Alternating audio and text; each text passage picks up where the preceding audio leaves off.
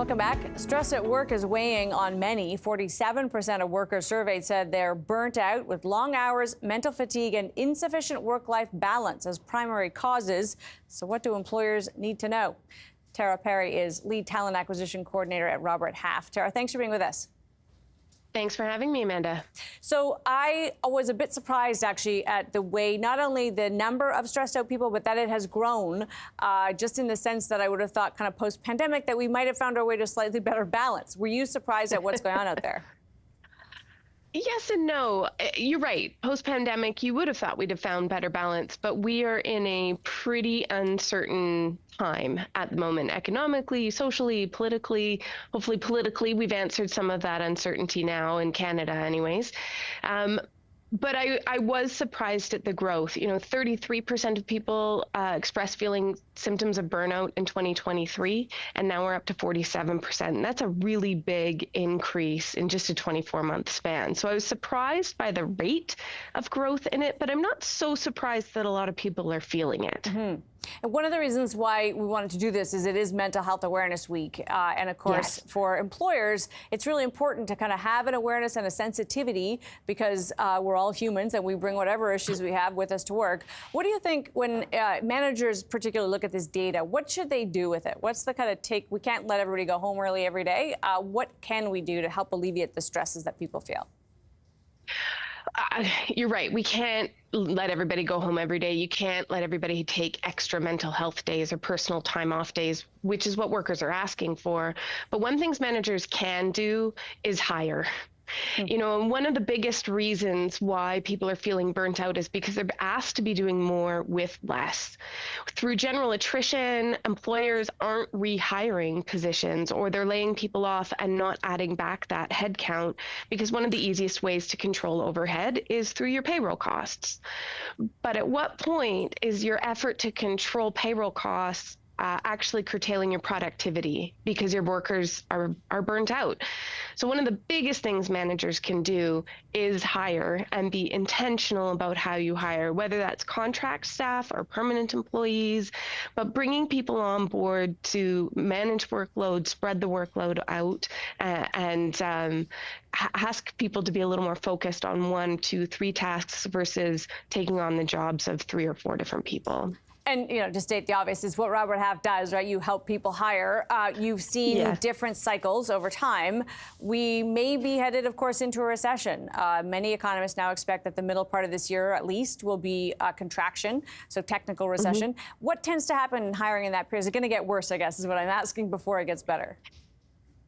That's a really good question. I wish I had a crystal ball, because the labor market has not behaved normally in the last 18 months compared to what economists had been thinking. And so we actually don't know exactly what's going to happen in the next 6 to 12 months. But one thing we do know is that there is pent-up demand in the market. When you look at the number of job openings across the country, the number of job openings hasn't actually declined significantly year over year, but the rate of hiring has slowed. And so many companies are putting projects on hold or waiting to see what will happen.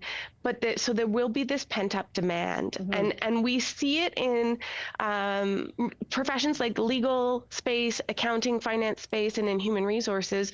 Lawyers and human resources professionals are actually the most likely to feel burnt out.